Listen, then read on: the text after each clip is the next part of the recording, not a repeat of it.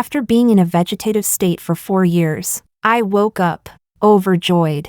Erick wept and held my hand, saying he would give me the grandest wedding. He did not know that during those 4 years in my coma, I had seen the present and the future. He already had a stand-in for me. In the end, for her, he would resent me, betray me, and finally abandon me. So I do not want him. Chapter 01. Let's get divorced. I pulled my hand back and calmly looked Erick over. 4 years had passed, and he was no longer the rough-edged boy from our startup days. His sharp suit, polished appearance, and measured way of speaking all declared that he had become a successful man. Erick froze, then said gently, "What's wrong? Are you throwing a tantrum because I didn't come see you right away?" I shook my head. "I'm not throwing a tantrum." Before I could finish, the hospital room door was suddenly pushed open, and a young man walked in with an anxious look on his face. Boss. Erick frowned at him. The young man immediately fell silent, walked to Erick's side, and whispered something in his ear. Because he was standing so close, I vaguely caught a name, Luna. "Miss Luna knows now," the young man said. Even though I had heard that name countless times in my dream, those 2 syllables still made my heart ache faintly now. In the dream, I learned that I was the vicious supporting female character in a romance novel, and Erick and Luna were the male and female leads. At first, Erick treated her as my stand-in. Luna knew she was a stand-in too, but because she needed to gather money for her grandmother's surgery, she had no choice but to agree. After that, it was the usual story. The 2 of them both fell into it and grew to love each other. Then I woke up, feeling that he owed me. Erick broke up with Luna, but the 2 of them remained endlessly entangled. Naturally, the version of me in the book refused to let Erick go. I repeatedly pressured Luna and even caused her to miscarry. I made endless scenes and wore down Erick's feelings for me bit by bit. He began to resent me, grow annoyed with me, and in the end he abandoned me, pitifully. I had only been awake for a year before going mad over love again and being locked away in a sanatorium. I could only look through layers of electric fencing at the hall where they were getting married. In the end, I died in misery. Chapter 02. When the young man left, I pulled my gaze back from the window. Outside, skyscrapers stood everywhere. It was no longer the city I knew from 4 years ago. Just like the handsome and wealthy man in front of me was no longer the lover I once knew. "When your body gets better, I'll take you out to have fun." Erick still spoke softly and gently, as if I were a dream that might scatter if you breathed too hard. He had probably forgotten what it had been like when we used to get along. We were always bickering, a pair of happy enemies. There had never been secrets between us, never any distance. Now, this polite gentleness was only another kind of estrangement. I smiled and repeated what I had just said. "We're getting divorced." I raised my hand to stop the words he was about to say and continued. "Thank you for taking care of me all these years. Deduct the medical expenses from my share dividends. I assume you haven't forgotten to transfer money into my bank account, have you?" Erick's eyes turned red, and he reached out, flustered, as if he wanted to hug me. "Why?" His voice choked. "Do you know how I got through these 4 years? Why do you want a divorce the moment you wake up?" "I do know. I know that you once stayed by my bedside all night without sleeping. I know that you once prayed to gods and Buddhas, hoping I would wake up soon. But I also know that you and Luna whispered sweetly in each other's ears. You took her traveling across beautiful mountains and rivers, and under falling stars you wished to stay together forever. Erick, you need to understand, time does not only wear away your love. The more I know, the more I let go. I already do not care anymore." Chapter 03. When he pulled me into his arms, a flash of red skirt slipped past the half-closed hospital room door. Red had once been my favorite color. Bold and blazing, vivid and bright. Luna was different from me. She was a fragile white flower. Someone who liked plain, understated colors. When Erick forced her to change into my clothes, she had looked stubborn and said, "I hate you." Later, it was not only my clothes. Luna accepted everything of mine without hesitation. She had practically become me. She wore my clothes, my jewelry, and slept with my man. But I am me. I do not want a stand-in, nor am I willing to be replaced. Just because someone possesses the things outside of me does not mean she truly becomes me. My life should not revolve around Erick. acting out nothing but love and hatred. Erick rested his chin on my shoulder. Diana, don't leave me again. From now on, I'll take good care of you. Warm tears dampened my hospital gown. I thought of many years ago, when my father demanded that I break up with Erick. My father had said, "He's a good boy, but if you stay with him, you'll suffer." Having never yet suffered the hardships of life, I had foolishly defended Erick. I'm not afraid of hardship. Loving him is something very sweet. You say his circumstances aren't good, then I'll build a better life with him. Back then, I truly believed that love could feed you. I had strength to spare and threw myself into helping Erick build his business. My father looked down on Erick, so I refused his help.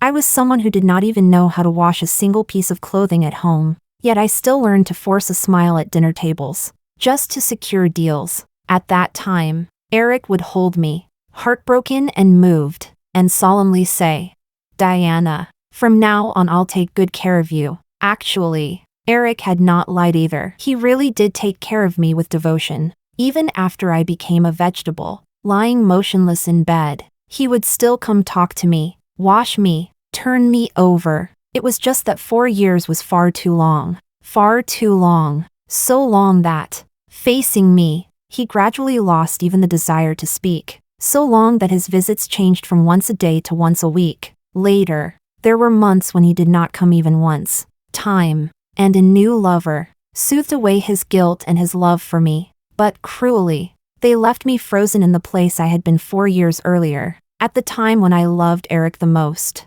On the days he did not come, I lay numb in bed, enduring the loneliness alone. And Erick? He was probably with Luna, everything I had not been able to enjoy. He gave it all to her. Erick thought this was how he was making it up to me. He treated sleeping with another woman as compensation to me. How ridiculous! Chapter 04. I looked at the person behind the door, Luna. In the end, she could not hold back and walked in. Luna's eyes were red too, but she still forced herself to smile at me calmly. "Hello, Diana. I'm Mr. Erick's assistant. I'm very happy you woke up. Weren't you on a business trip?" Erick's tone turned a little flustered. He quickly glanced at me, and there was panic and guilt in his eyes, guilt toward Luna. Erick put on a stern face and said to Luna, "Go back and rest." Why didn't Erick tell me the good news that Diana woke up? Look, I didn't even prepare a gift. Luna tried to put on a face that looked happy for me, but her eyes were already brimming with tears, and her whole body looked as if it were about to shatter. She could not go on any longer. Covering her face, she rushed out the door. Erick instinctively wanted to chase after her, but then stopped and met my eyes. His lips moved as if he wanted to say something, yet nothing came out. Fortunately, the nurse rescued him, saying that I had just woken up and should get more rest. Only then did Erick say, "Diana, get some good rest. I'll come see you later." He left in a hurry, not daring to meet my eyes. I stood by the window and saw him downstairs, pulling and tugging at Luna. Luna seemed to slap him,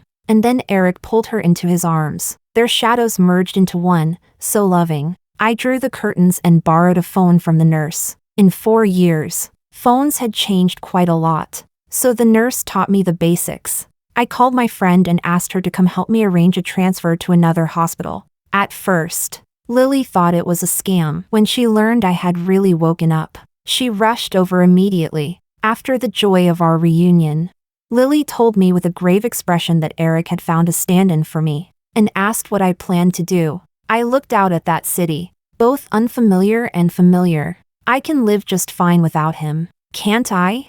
Chapter 05. I returned to the home that Erick and I once shared. Fingerprint unlock. Enter the marital home. The wedding photo in the living room was gone, replaced by an oil painting of a beach scene. Luna had painted it. Their first time had happened under the pretense of a business trip to the seaside. Nighttime, a beach, a candlelit dinner, romantic and dangerous. That supposed drunken night of reckless passion had merely been something carefully plotted.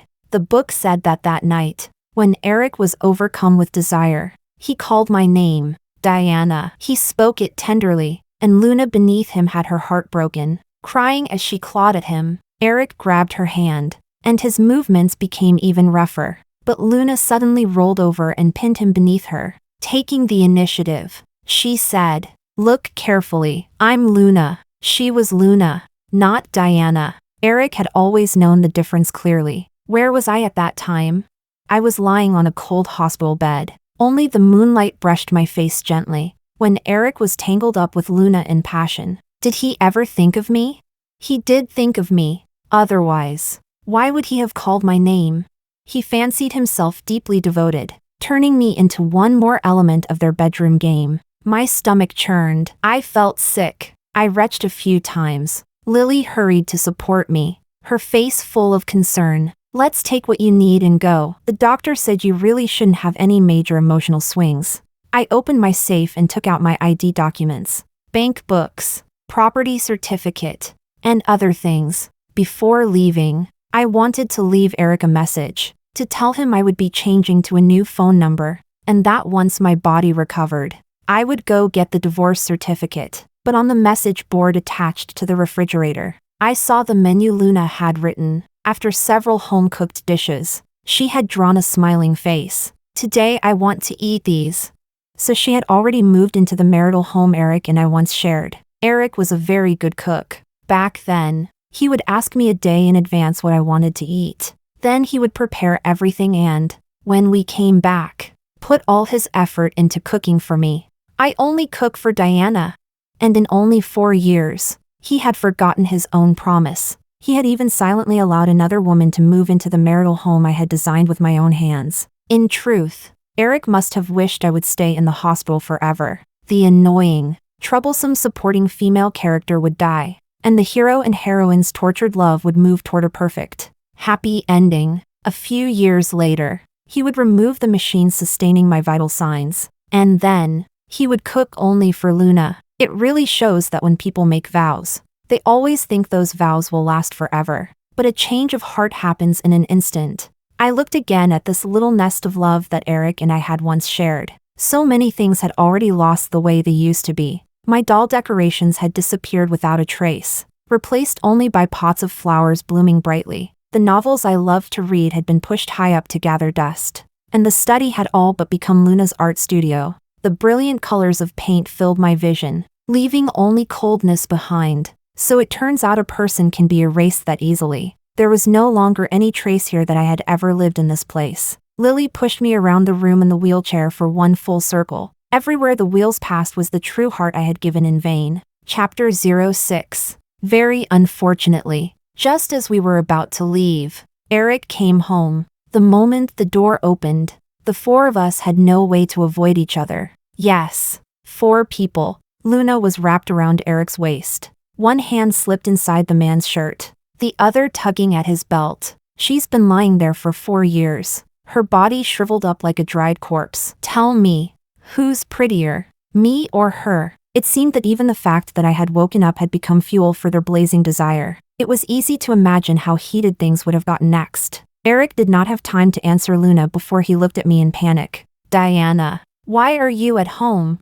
Luna suddenly lifted her head, and our eyes met. A trace of smugness drifted through her gaze, and her arms tightened around him. But before she could react, Erick shoved her away with one hard motion. She was thrown to the ground, thoroughly disheveled. The man ran toward me in quick strides, and because he was moving too fast, he slipped on the floor. So Erick crawled to my feet almost like a dog, down on his knees. "Diana, it's not what you think."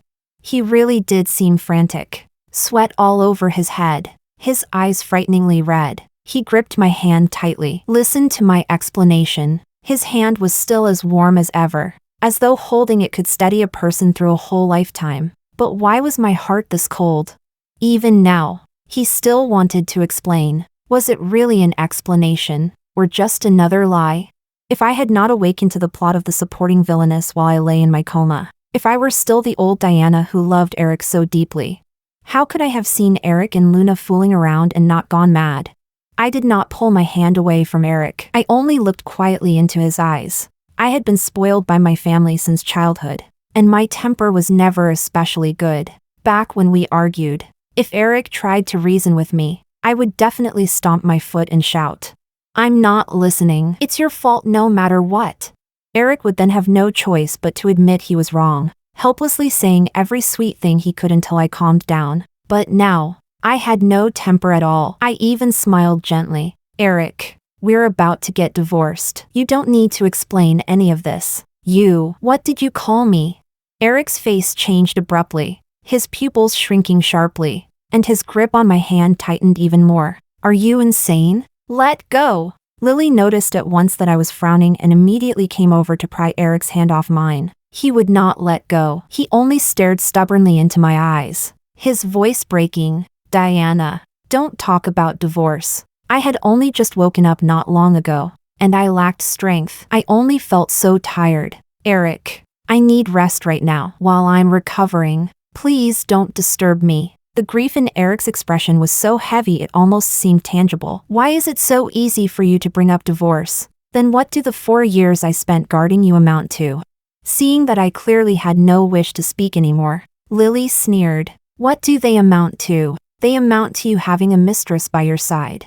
They amount to you cheating. Diana already knows. This woman is your mistress. Lily pointed at Luna, who had already climbed back to her feet, and looked at Erick with ridicule. You say you want to explain. Then explain. Explain properly why she moved into Diana's marital home. Explain why just now, when she was pulling at your clothes, you didn't reject her. You two must have slept together plenty over these 4 years. With every word Lily said, Erick's face turned a shade paler. He no longer dared look straight at me, turning his head away. He still insisted.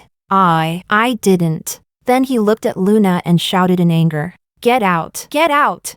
Luna's slender body seemed unable to withstand that shout. She swayed, tears falling, and in the end ran off without looking back, wiping her eyes as she went. Only after her figure disappeared did Erick turn back to me and say, These 4 years, I was just too lonely. If you don't like her, I'll make her get out immediately. From beginning to end, you're the only one I want. My feelings for you have never changed.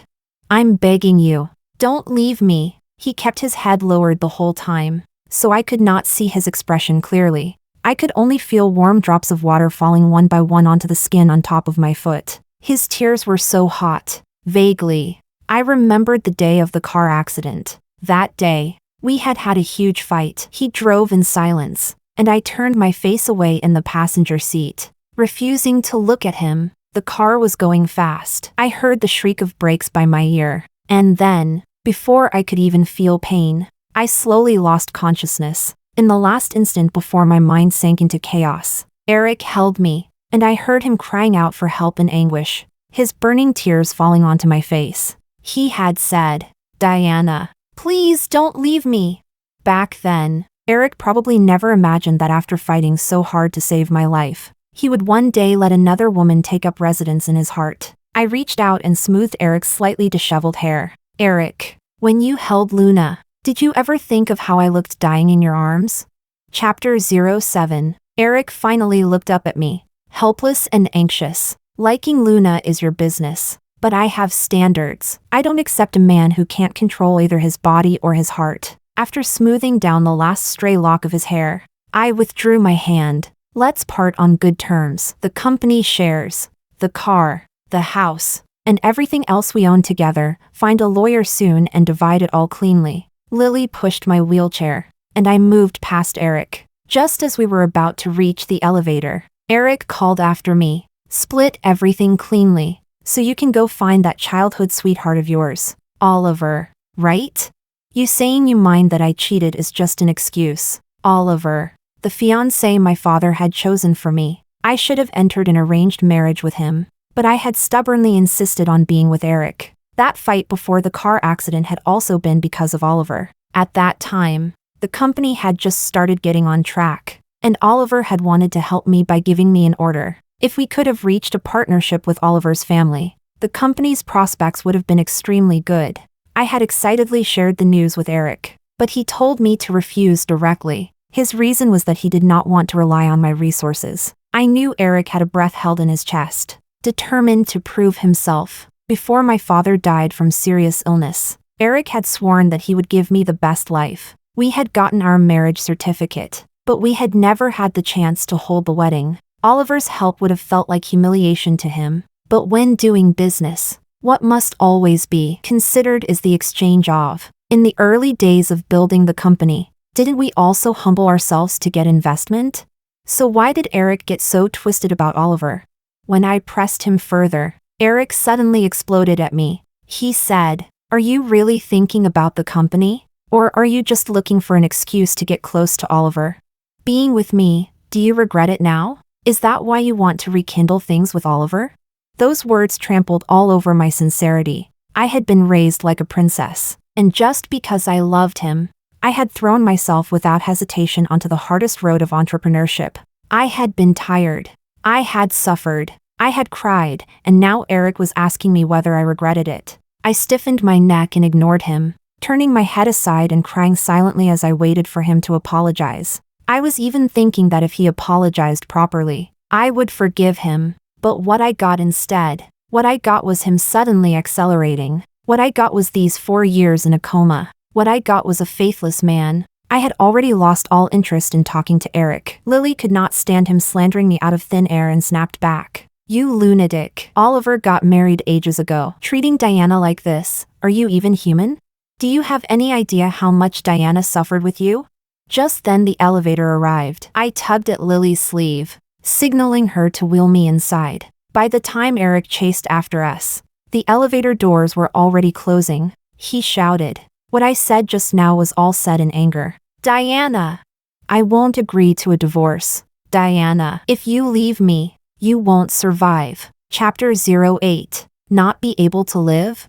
There is no such thing as one person being unable to live without another. It felt a little surreal. In the past, I had regarded Erick as my reason to keep living. Back then, I truly could not leave him. My parents were in a second marriage before my mother married into the family. My father already had a son. After they married, they had me because he loved my mother. My father cherished me like a precious jewel. When I was in my second year of high school, my mother died of illness, and my father remarried. Once there was a stepmother, and all the big and small matters in the household were managed by my stepbrother. My existence became awkward, although there was no difference from before in terms of food, clothes, or daily expenses. Everything somehow still felt different. My stepmother was very picky with me and focused more on educating me on how to be a wealthy family's proper lady. It was as if I had been born for only one purpose, to marry Oliver in an alliance. I wanted to escape,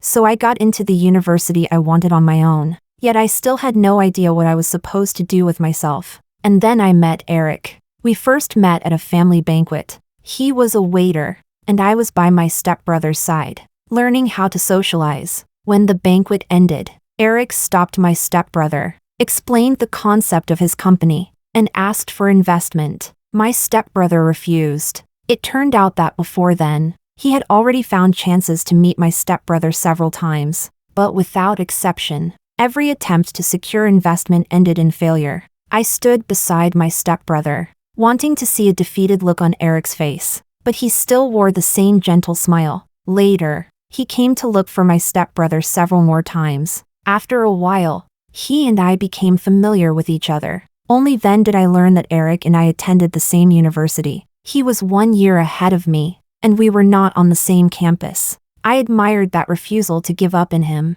Then that admiration became a flutter in my heart. I fell for Erick, and I accepted his pursuit. When my father learned that I was with a poor boy like him, he sneered. "There are too many poor boys dreaming of jumping straight to the top. Diana, what you think is love is actually just his stepping stone." It wasn't that I had never wondered whether Erick was with me just to gain my family's support. But after we became a couple, Erick never again entertained the idea of getting investment from my family. He found other ways, and Erick was ambitious enough to succeed. His company slowly began to take shape. My father gradually softened and said, "He really is a good boy. But Diana, if you stay with him, your fate is to suffer. Wouldn't it be better to marry Oliver properly and enjoy a comfortable life?" No, it wouldn't. I did not want to be an ornament. Erick was holding on to a stubborn drive. But wasn't I the same? I also wanted to prove to my father that my value was not limited to marriage alliances. Even without relying on my family's resources, I could still build a career of my own. Erick and I were two people leaning on each other for warmth. Neither of us could leave the other. Now, Erick and Luna lean on each other, and I can walk on my own. Chapter 09. I got back in touch with my stepbrother. After my father passed away, all the family's business affairs were handed over to him. 4 years later, when my stepbrother received my call, his tone was as indifferent as ever. Our relationship had only ever been average when we were young, and it remained the same after we grew up. Do you need to come back to the old house to recover? He asked. No, I just wanted to tell you that I'm awake. My stepbrother's tone remained flat. I already knew when you woke up. I sent people to pick you up and take you to a better sanatorium. It was a sanatorium under the family group's name, and Erick could not get in. He could only stand outside the flower-covered wall and watch me in the courtyard, either reading or taking a walk. When I saw him, I treated him as if he were nothing. One evening, I was sitting in the courtyard looking at the stars. Suddenly, many little drones flew over. Their bodies were dotted with tiny lights. They formed the words, Diana, I'm sorry. Then they changed into, please give me a chance to make it up to you, okay?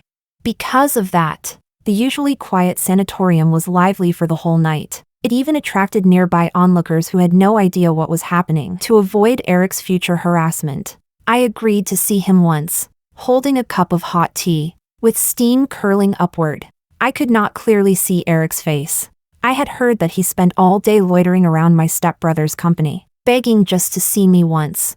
I had heard that he drowned his sorrows in alcohol and that his stomach problems had flared up again. Lily was the one who told me all this, and I only smiled it off. How strange. When I was lying in the hospital bed, the intervals between his visits to see me had grown longer and longer, as though he were gradually trying to forget me. So why was he now so eager to be with me?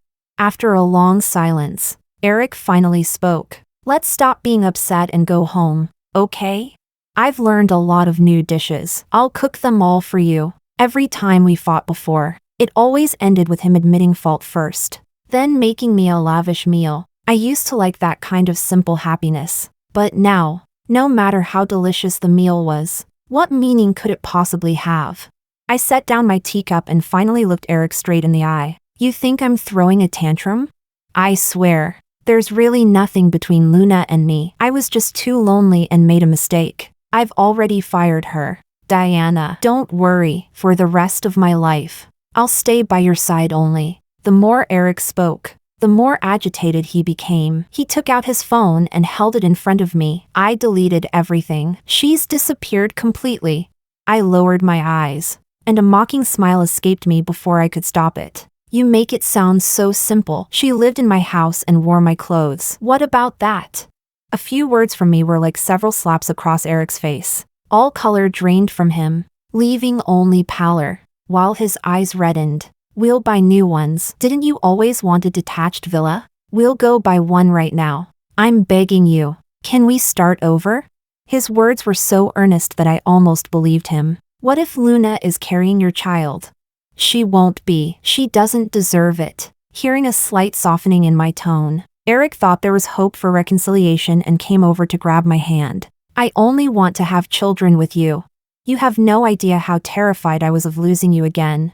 Erick kept talking endlessly, refusing to let go of the hand I was trying to pull back. It had been like this in the dream too. In the dream, after I had just woken up, he had wanted to stick to me all day long, replaying over and over all the things we had once shared. He had even cried in front of me several times, saying he was grateful to heaven for returning me to his side. At that time, I had felt like the happiest woman in the world, and yet just when I was filled with joy, hoping to have children with him, hoping to build a home with him, Luna appeared. She cried and said, I won't interfere with you and Erick. I only want to keep this child. That's right. Luna was pregnant. Erick thought he could hide it from me forever, since he did not want us to part on good terms. Then he had no one to blame but himself. I nodded. Fine, I can forgive you. Unless what? A flash of delight burst into Erick's eyes. Unless you transfer all your assets into my name and recover everything you gave to Luna.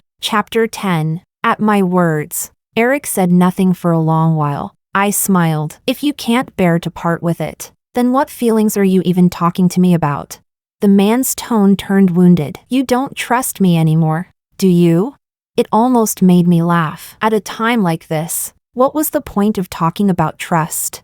I said nothing, and Erick hurriedly swore. Fine. I promise you. Transferring assets takes time. I did not rush Erick. I merely became a little gentler in my attitude toward him. When Lily found out that I had agreed not to divorce Erick, she jabbed me in the head in exasperation. You fool in love. A man isn't some object you can wash and keep using.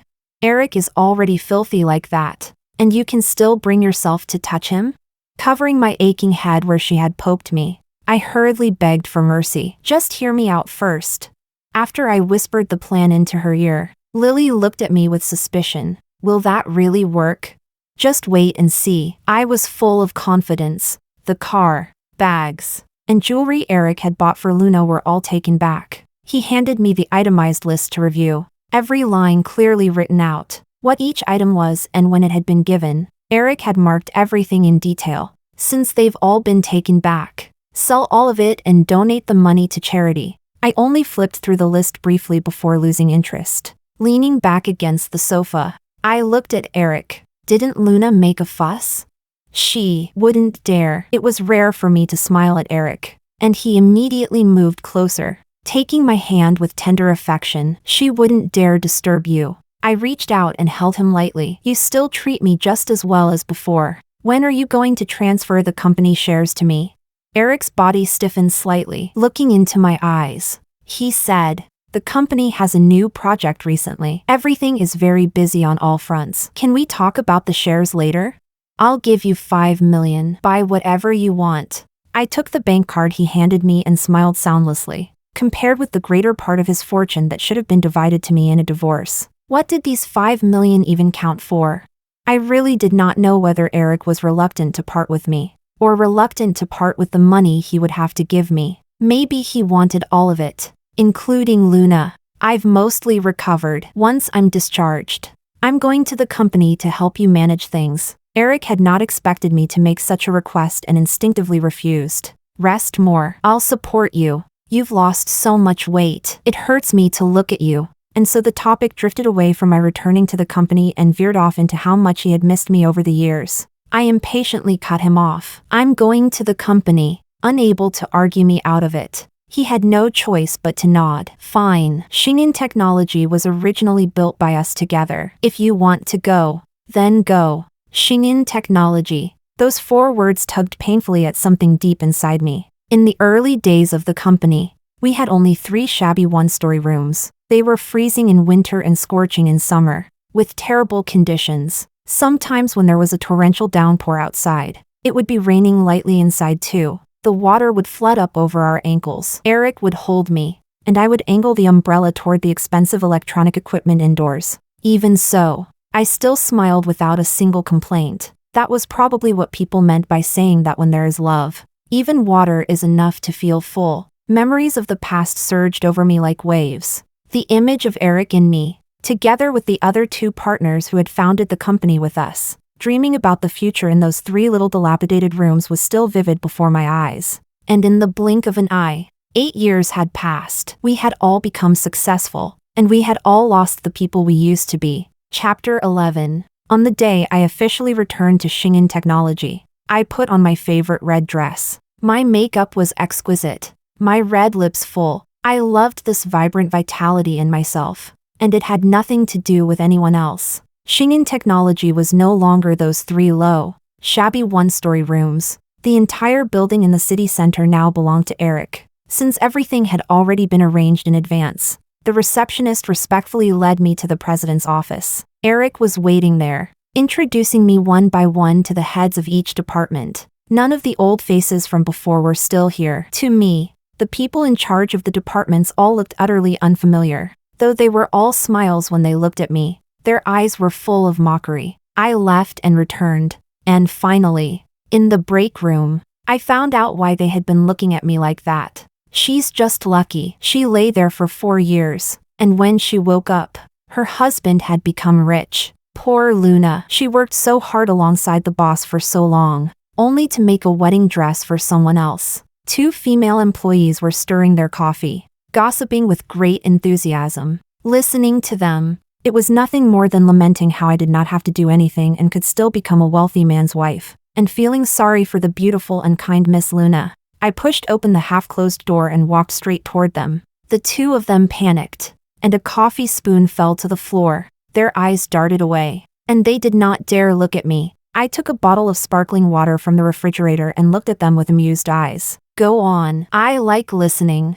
The two of them opened their mouths, but they no longer had the same air of righteous judgment from a moment ago. Their lips trembled. No, Diana. What are you afraid of? If you want to stand up for Assistant Luna, then at least show a little courage. I twisted open the bottle cap. You pity her, but no one pities you. Erick had not seen me and came looking for me at that moment. When he saw me facing off against the two employees, he immediately asked what had happened. Nothing much. They were just speaking up for Luna. Erick, you handle it. That very day, the two of them were kicked out of the company. Back in the office, Erick repeatedly assured me that there would never again be talk like this in the company. His endless assurances, I had no idea how many times I had already heard them since waking up. Sunlight streamed through the blinds and fell across Erick's face. Light and shadow crossed over him, and he looked just as handsome as before. I could not help reaching out to cup his face. All our past memories surfaced one by one in my mind, and I wondered whether I should give Erick one more chance. So I asked, Erick, have you really cut things off completely with Luna? He caught my hand and nodded. And are you truly willing to transfer everything into my name, without hiding anything from me? The man nodded again. Good. Then there was nothing more to say. Whatever came next, he had only himself to blame. Chapter 12. Not long after, the company's cash flow ran into problems. Erick kept sighing. Several major IP games we had invested in were cut off halfway through, causing the company no small loss. Finished products had not yet made it to market, so there were no profits. I'm sorry, I failed to manage the company we built together well. Erick looked utterly dejected, his eyes bloodshot, clearly worn out by everything happening in the company. The stock price dropped a lot? I asked. The market value shrank sharply, and it's not far from bankruptcy?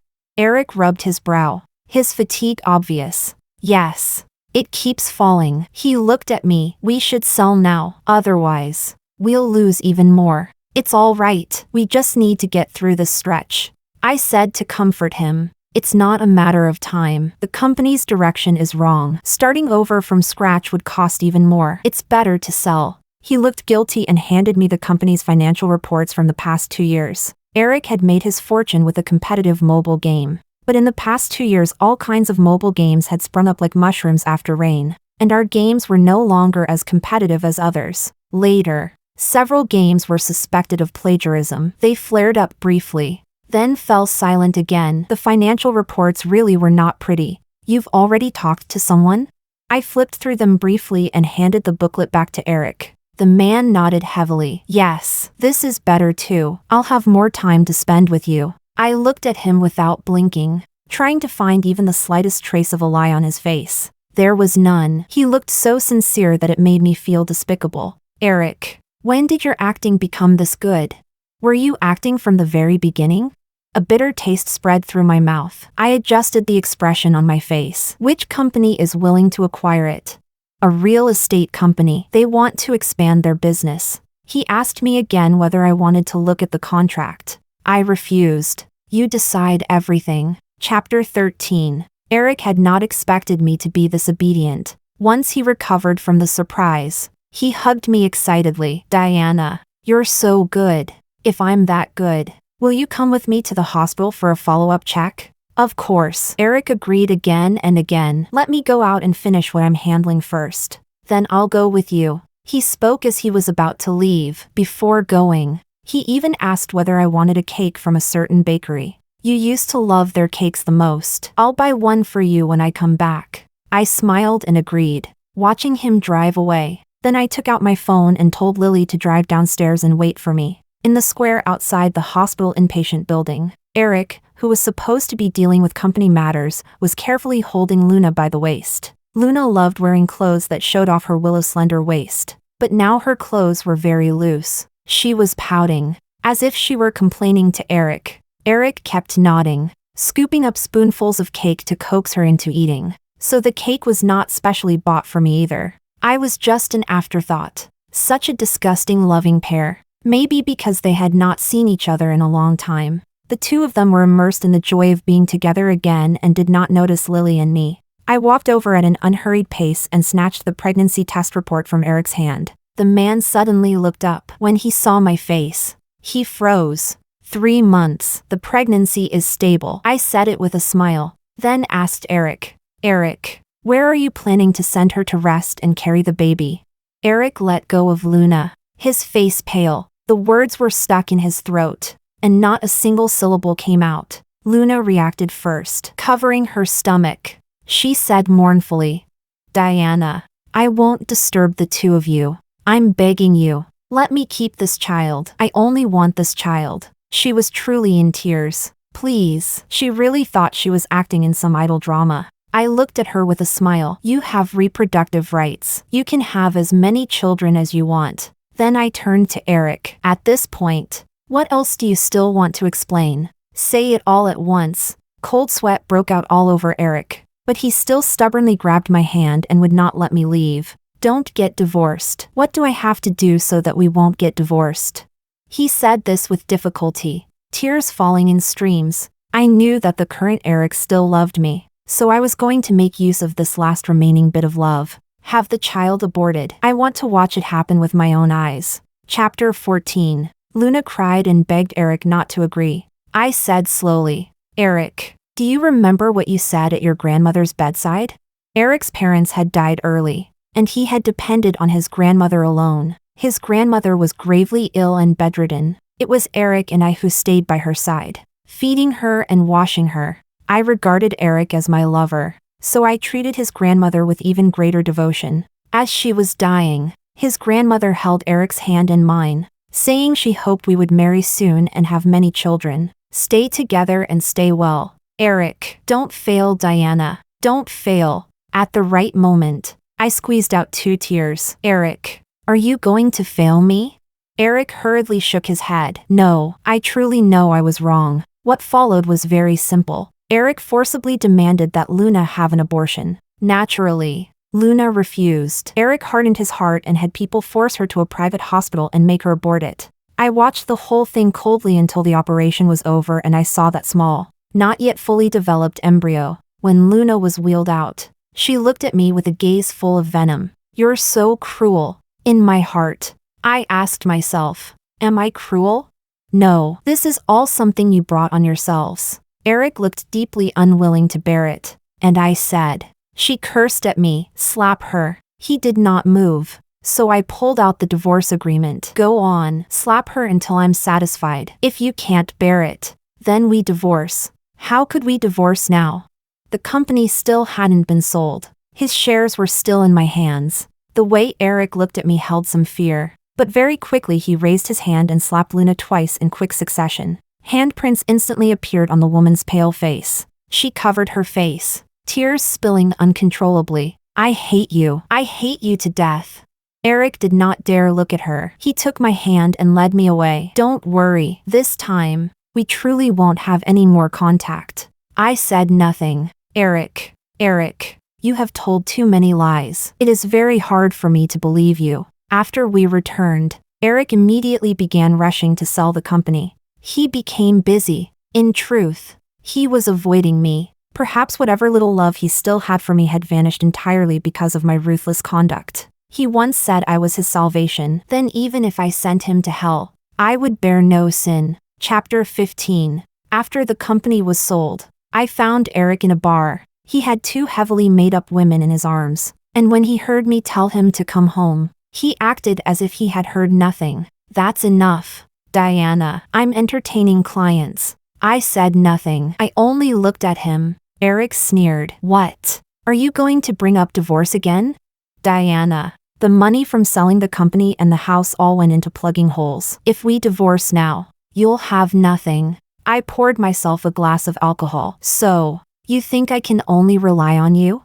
What else? Erick's voice was gentle. Your brother doesn't care about you either. You can't live without me. And I'll always love you. I'm a little tired right now. Go back first. I obediently went back first. The moment I walked out of the bar, a team of police brushed past me. I got into Lily's car, and through the window I saw Erick in handcuffs, being taken into a police car by the officers. His neatly tailored suit was wrinkled from his struggling, his tie crooked, and he looked thoroughly disheveled. When he saw me, he desperately shouted my name. I rolled the window up. This was probably the last time I would ever see him. Erick had committed financial crimes. On the surface, the only company under his name was Shingen Technology. But in reality, 2 years earlier he had already had Luna and others, who worked as accountants, siphon funds out of Shingen Technology to start another real estate company. The legal representative of the real estate company was not Erick,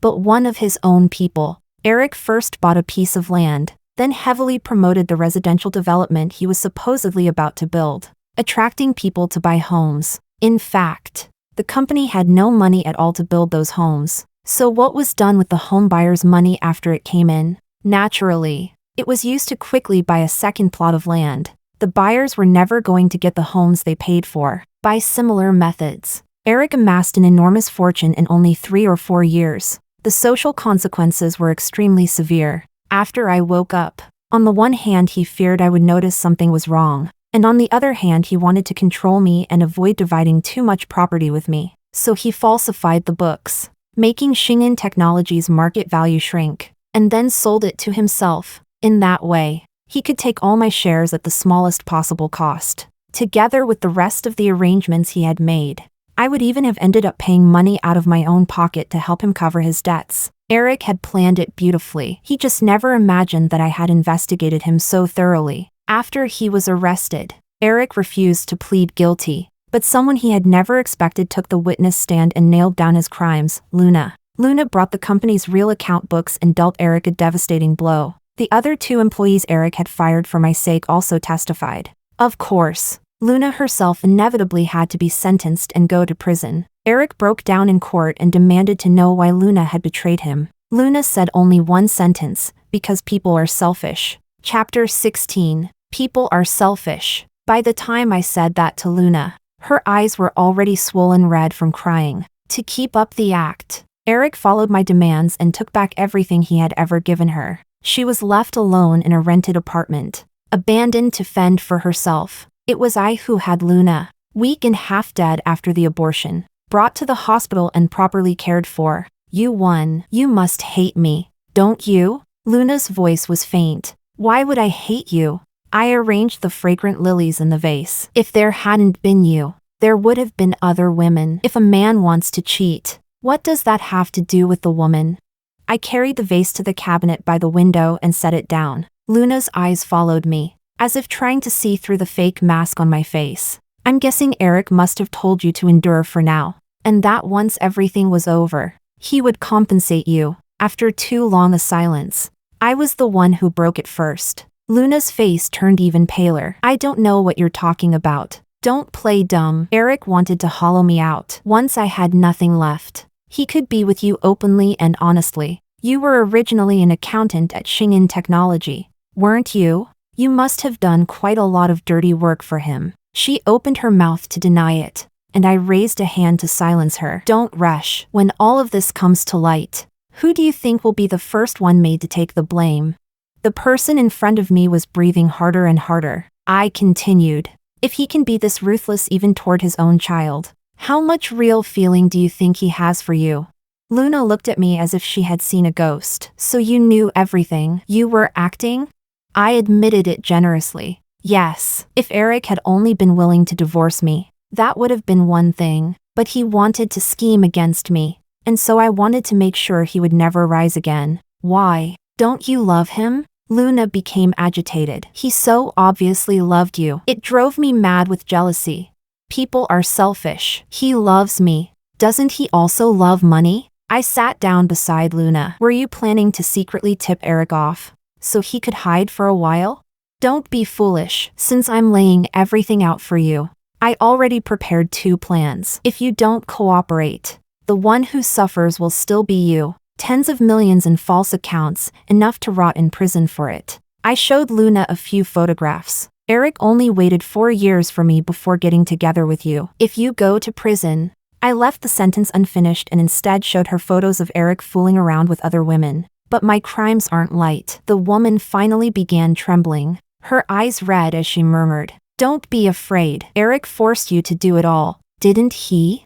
Luna reacted at once. "Yes, he forced me." What I promised Luna was not just to fight for a lighter sentence for her. I also promised to help take care of her grandparents at home. I truly did not hate her at all. In the end, Erick was the one who had wronged everyone. Chapter 17. Erick was sentenced to 20 years in prison. Luna had a lawyer I hired to defend her, and she was sentenced to 2 years. The assets of that real estate company were seized, and everything that should be repaid was returned to the homeowners. Because Erick's operations had been illegal, the sale contract for Shingen Technology was voided. I remained the largest shareholder. Because of this incident alone, the company suffered a bit of impact. My brother, in his usual cold manner, bought 10% of my shares and gave me another sum of money. Just treat it as an investment. I could not help but laugh. Actually, I am very rich. When my father died, he secretly left me an inheritance without telling anyone else.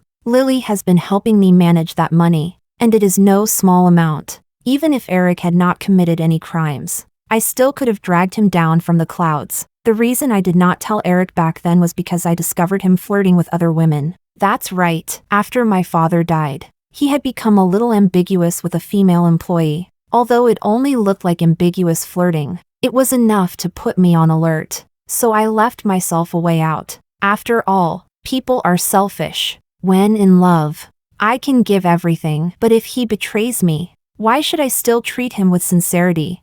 I had not even investigated everything clearly before the car accident happened. Erick applied to see me, but I refused. For the rest of our lives, we would never meet again. The last time I heard any news of Erick was when he had someone pass along a final letter for me. It turned out that in prison, he had wasted away in depression and developed a terminal illness. By the time I received the letter, he had already been dead for exactly a year. Diana, when you see this letter, it will be as if I am before you. I am writing this because I dreamed again of the day I confessed to you. You were wearing a floral dress, and the helpless look on your face when you heard my confession was so adorable. Heaven knows how happy I was when you agreed to be with me, but I failed to take good care of you all these years. I have often thought of those old times. I think of how you fought against your family for me, how your allowance was cut off, and how you ate plain boiled noodles with me. There was not even an egg in that bowl of noodles, and you never once complained. The first time Grandma met you, she quietly pulled me aside and told me to treat you well, but I still lost you. When a person rises too high, he starts to float. I enjoyed too much the feeling of being admired, and I chatted a little too much with those women. When you found out, I lashed out in humiliation and accused you instead, saying you still had Oliver in your heart. I knew you cried. I was too ashamed to apologize, had nowhere to vent my emotions, and unconsciously sped up. One wrong step, and every step after was wrong. Everything that happened to me, I deserved. I can feel my body getting worse day by day. I do not dare hope that you will come see me one last time. Could I ask one favor of you? After I die, could you bury my ashes under the peach tree we planted together? The letter ended there, in only a few short lines. On the words peach tree, faint tear stains could still be seen. That peach tree had been in the backyard of his old home, planted by the two of us with our own hands. 8 years later, its trunk had grown thick and sturdy. In spring, it was covered in rosy blossoms. In summer, its leaves spread like a pavilion of shade. Only, everything he owned had already been sold off by me and donated.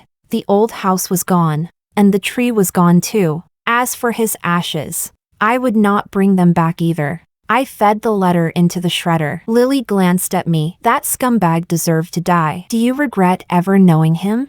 Did I spend those 4 years doing nothing but being in love with him? I asked in return. Then I pointed at the company's financial report from last month. I don't regret it. I still have my career. Just because you stumbled on the road does not mean you should deny all the scenery along the way. My youth had a terrible love story. Yes, but it also had precious experience in building a business, like-minded friends, and a great deal of wealth. That's right, last month, the new Otome Gamer company released brought in $100 million in revenue. My mouth is about to split from smiling. Honestly,